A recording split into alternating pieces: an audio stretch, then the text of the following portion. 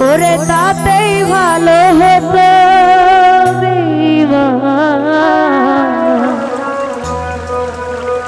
আমার জীবনটাকে নষ্ট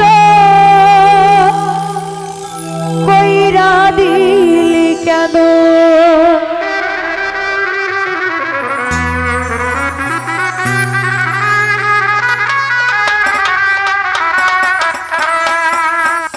বিষ খাওয়াইয়া মাইরা লাইতি তাতেই ভালো হতো দিবা আমার জীবনটাকে নষ্ট কইরা দিলি কেন?